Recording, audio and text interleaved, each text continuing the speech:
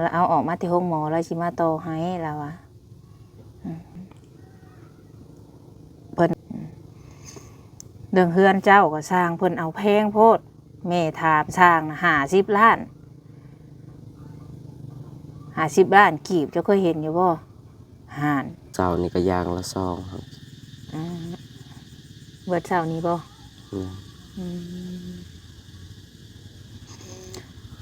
ว่านี่ก็จะว่าตากฝนอีกว่าจ้ะตากแล้วซอยตอกตะนางซอยแก้วมัวโอ้บ่สบายเพิ่นแฮงไปตากฝนเพิ่นเว้าอยู่กันเฮาบ่สบายไปตากฝนแฮงตื่มได้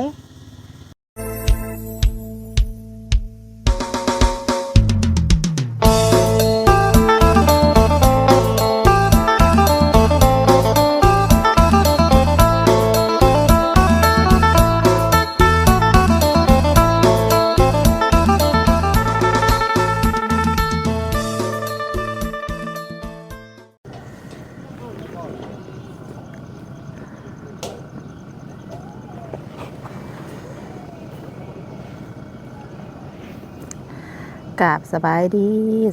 พี่น้อง FC เบิร์ดสุขุสุคนเด้อพี่น้องเด้อพอกันกับซ่องสาวบุญมาบ้านเฮาอีกแล้วพอกันมื้อนี้พี่น้องเอ้ยสาวบุญสิแวะไปหาทางน้องอาเบยก่อนพอดีเรื่องเฮือนเรื่องซ่านของน้องอาเบยแหละเนาะทางสาวบุญก็ได้คุยกับทางผู้ใหญ่ที่ว่าให้ถามเรื่องสร้างเป็นที่เรียบร้อยแล้วพี่น้องเอ้ยค่าสร้างที่สาวบุญได้เว้าออกไปนะมันแพงโพด50 ล้านเนาะทางผู้ใหญ่เพิ่นก็เลยว่าโจ๊กไว้ก่อนหาสร้างคนอื่นมาจังถามสร้างคนอื่นว่ามันสิเป็นจังใดมื้อนี้สบุญก็มาฮอดจอดเทิงพี่น้องเอ้ยสบุญกลับมาแต่เวียงจันทน์พาเอื้อยไปหาหมอแหละสบุญมาฮอดเมื่อคืนนี่10 โมงกลางคืนเนาะมาฮอดจอดเทิงพอดีพี่น้องเอ้ยก็เลยถือโอกาสมาหาทางน้องอาเบยก่อนเรื่องสร้างเดี๋ยวสบุญหาสร้างได้จังสิคุยกันลองเบิ้งสิถามลองเบิ้งทางผู้ใหญ่เพิ่นบอกสบุญเนาะกับพอดีมื้อนี้สบุญก็ได้โทรทั้งคนหลายคนก็สิว่าไสไฟก็คืออันเงียบแท้คือนานมาแท้ว่าซั่นเพิ่นฟังลักแล้วพี่น้องเอ้ยพอดีสบุญก็ได้โทรถามทั้งอันสร้างไฟเรื่องถามเรื่องสร้างไฟกับพอดีทั้งเพิ่นบอกว่าเพิ่นพาแม่เพิ่นไปหาหมอว่าซั่นเนาะผ่าตัดว่าซั่นเดี๋ยวออกแต่หาห้องหมอก่อนเด้อว่าสันเพิ่นบอกก็สบุญพี่น้องเนาะสบุญต้องขอโทษขออภัยทางผู้ใหญ่หลายๆที่ว่าเพิ่นเฮ็ดซักซ่านี่หน่อยนึงพี่น้องเอ้ยโดนเติบแล้วเนาะก็รอคอยกันมานานหลายมื้อหลายยาม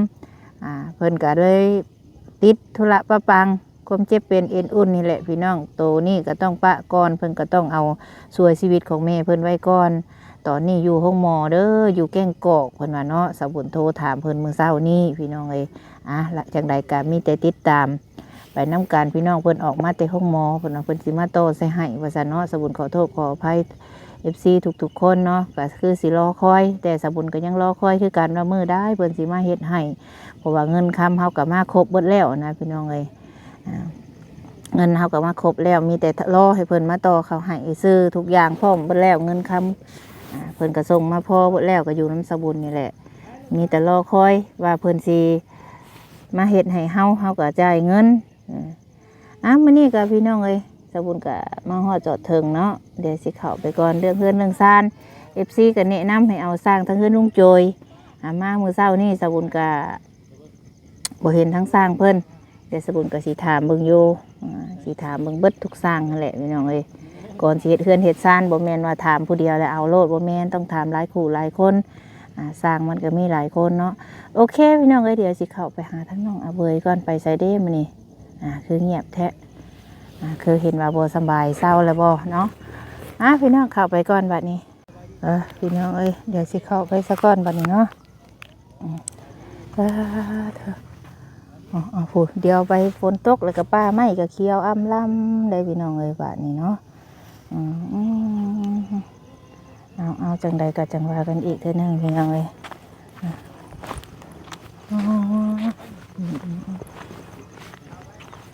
ไปก่อนพี่น้องวันนี้มันยังเด้วันนี้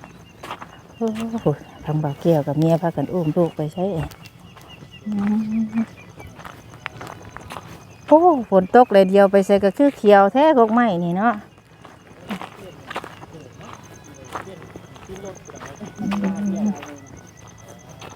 เดี๋ยวสิเข้าไปหาทั้งน้องเอาไปเลยก่อนถ้าเกิดคนก็ได้โดยสบายดียังคือว่าไปนั่งคดกระเจาะอยู่หันอ่ะนะ บ่ไปตลาด เออ บ่มีเกือบใส่เกือบขาดแล้ว โอ้ สบายดีลูกสบายดี สบายดีดูล่ะสิออกไปแล้ว สบายดีแล้ว สิออกไปแล้ว สบายดี โอ้สิออกไปก่อน โอ้ย โอ้ตลาดใกล้ๆนี่บ่ โดย โอ้เอา ไปซื้แนวกินก่อน ซะไป พอดีแล้ววะ โดยเอาไปก่อนซะทางบ่อน้อยก็ถ่ายเพิ่นอยู่เนาะไป โดย แล้วจังมาเด้อ โดยโดย ย่างเขาหาน้องเอาเบยกันสันฝนตกเนาะมื้อวานนี่ใช้อยู่เพื่อนอยู่บ่เอ๊ะเป็นหยังอะนะ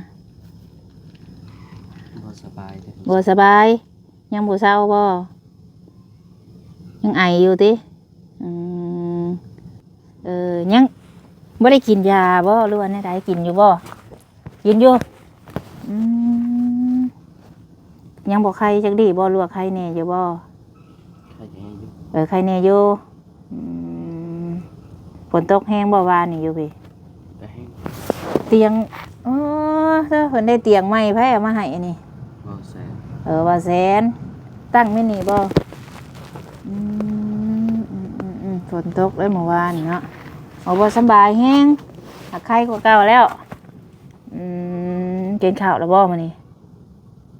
กินแล้วดับมือละคำสอง กินมื้อละคำสองคำกินข้าวบ่เสร็จ พอดีก็อยู่บ่ม่วน พอดีอยู่ยากเนาะ แม่น แม่นไข้หวัดไข้ไอ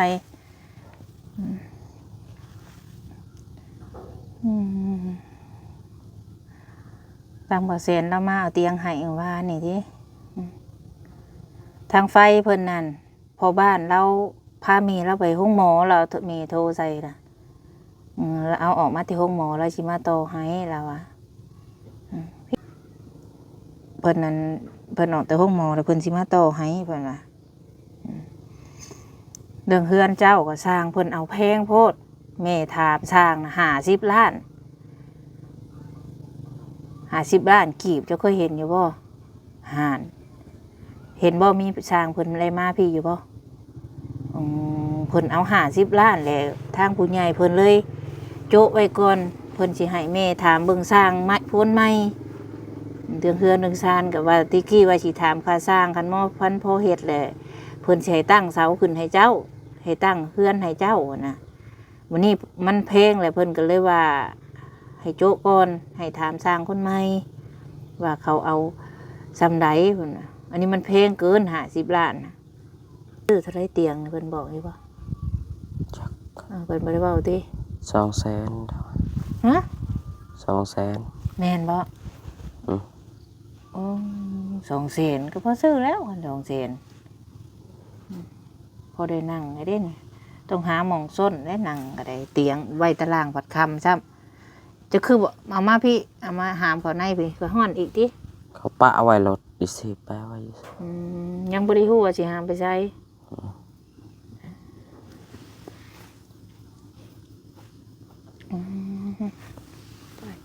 ตายว่านี่จะนอนนี่บ่นอนเฮือนเจ้านี่บ่คือนอนเฮือนบ่แก้วน อนเทือนเฮาอีก นอนเฮือนเฮานี่แล้วนอนอยู่เฮือนเฮานี่แหละสบายบ่ได้ไปหาบ่าวอันนั้นบ่บ่าวหยังที่เจ้าไปตัดผม บ่ได้ไป บ่าวสัญญาได้เราบ่ได้มาบ่ จักเขาโทรเมื่อเช้านี่ว่าสิมาตอนแรก เราสิมาตอนแรง อืม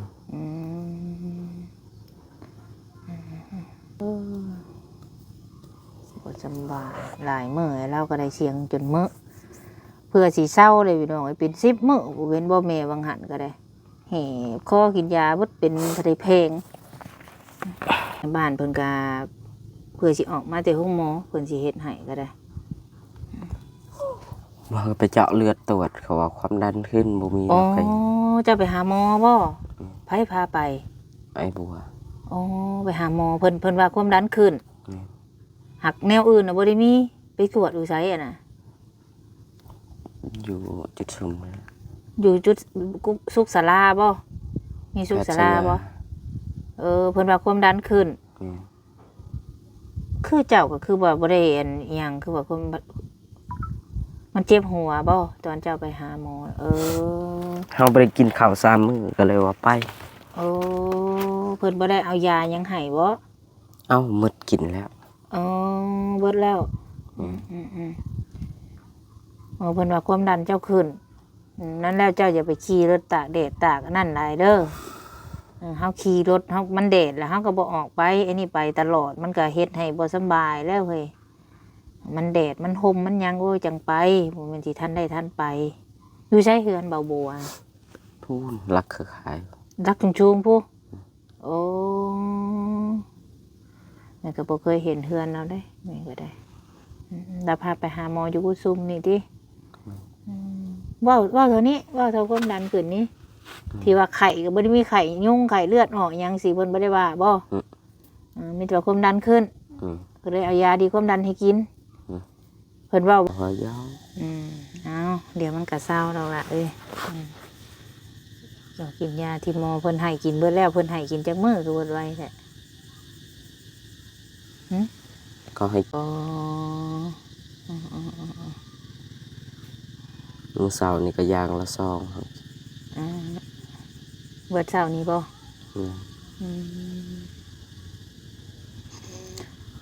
ว่านี่ก็จะว่าตากฝนอีกว่าจ๊ะ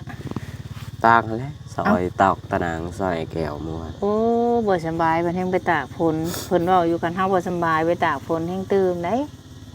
คันเป็นไข้แล้วฝนตกแล้วลบโลดแต่บ่ตกบ่ไข้ก็ยังลบเพราะว่าฝนมันใหม่นี่มันให้ของเจ้าแล้วขี้ดินมันฝังอมเลิกเนาะเพิ่นขายเพิ่นมีร้านขายยาบ่อยู่ในบ้านนี่แหละทุกใจนำได้เนาะบ่สดบ่ซื่นแล้วก็ได้เฮือนซานก็คือแม่เว้าแหละเด้อมันยังถามเบิ่งค่าสร้างมันแพงหลายก็คันว่ามีผู้ถามก็ค่าสร้างเพิ่นอยากเอา50 ล้านผู้ใหญ่เพิ่นเลยโจ๊ะก่อนให้ถามเบิ่งผู้ใหม่ก่อนเพิ่นอยากตั้งโครงห้างขึ้นให้ก่อนเพิ่นเว้านะบัดนี้แหละแม่ถามสร้างมื้อนั้นแต่มื้อแม่บ่ได้มาแหละโทรถามเอาตอนแรกนั้นนัดเพิ่นมามื้อนี้แม่น่ะขึ้นไปเวียงบัดนี้หากลงมาคืนนี่ก็เลยโทรคุยกับเพิ่นเว้า5 ล้านรถ50 ล้านโอ้เจ้าจนหงายหลังทวนเราได้ยินเพิ่นเว้าค่ะมันสุดโหดเด้เฮือนหลังบ่ได้ใหญ่ปานใดจะเห็นอยู่บ่หูเฮือนนั่นแหละใช้รถถีบจ้ะคือเราเอามาเมียนไปทำบุคีต่อแล้วว่าโซ่มันขาดมือต่อแล้วแต่มันเข่งไปบ่ได้ใครต่อให้ต่อเองมาฮะโอ้ยเนาะมันยังก็มาครบบ่แล้วพี่น้องเอ้ยเอาเดี๋ยวสิเอาเงินไว้ให้ซื้อยาเด้อไปซื้อยาดีไข่ดีอันนั้นเจ้าเด้อบอกว่าซื้อยาดีกินข้าวแซ่บน้ำแน่ว่าสิเด้อให้เพิ่นให้ซื้อยาวิตามินว่าสิเด้อเอาแม่ให้50เอาใช่ไปซื้อยาคือผลไม้เนี่ยมันเป็นสีเรนพบพลังคือว่าแซนว่านนี่บ่ตึงแจดบาทเดียวแลกปะโทรศัพท์บ่แซนนะแจดขามันผ่าทางไหนคือว่าดังคักดังแน่แท้จ้ะสิประมาณทางพุ่นแหละตึงวันเราไปตั้งโทรศัพท์เอาไว้หันแลนเข้าไปฮอดปะโทรศัพท์เลยปะเอาไว้หันเลยเอาหัวกับเบากับไอ้แก้วหอนน่ะหมดเครื่องบินเอาบ่อยู่เห็นบ่หมดเครื่องบินมันพาไปหมดแล้วบัดนี้เจ้าบ่ได้ปิดบ่โทรศัพท์ตอนน่ะปิดแล้วมันก็ปิดแล้วเฮาก็อยู่ตอกตะนางอยู่เขตนั่นแหละโอ้ก็ฝนตกฟ้าดังสิไปแข่งเฮ็ดเด้อเสี่ยงได้อันตรายเด้ฝนตกก็ดีก็เศร้าขึ้นเองดอกบ่ได้มาหลายมื้อเติบเนาะแม่น3-4 มื้อพุ่นเนาะแม่นบ่เว้ยนี่บ่ได้มาไปเวียงจันทน์แม่ก็ได้หาก็มาฮอดคืน10 โมงคืน ไปเวียงจันทน์เอารถนี่ไป บ่ขี่รถนั่นไป 2 แถว ขี่รถเขาเจ้าไปคนฮู้จักเพิ่นไปแล้วเพิ่นไปฮอดแล้วเพิ่นก็กลับคืนมาบัดมาแม่ก็ขี่รถเมล์มา พยายามให้เพิ่นเพียงอย่าง พาเอื้อยพาแม่ป้าไปหาหมอ อืม เพิ่นไปเจาะนั่นออกมาแขลังเพิ่น 12 โมง ฮะ 12 โมง 12 โมงว่าตอนนี้ อืม อาจารย์เจ้ากับหาซื้อหรือว่าชื่ออยากกินข้าวก็ซื้อแนวกินมานํมีแม่ชื่อสมพักคือแม่คืออยากสมพักเสียนหรือชื่อสมพักมานํคันเจ้าอยากก็สิเบงให้อย่าลืมเด้อซื้อยาเด้อซื้อมาได้ให้เบิ่งน้ำแน่ว่าเพิ่นให้กินแบบใดถามเพิ่นน้ำว่ากินยานะมันต้องกินข้าวก่อนจังกิน ถามเพิ่นได้บ่แม่นว่าอยากยามใดกินนะบ่ได้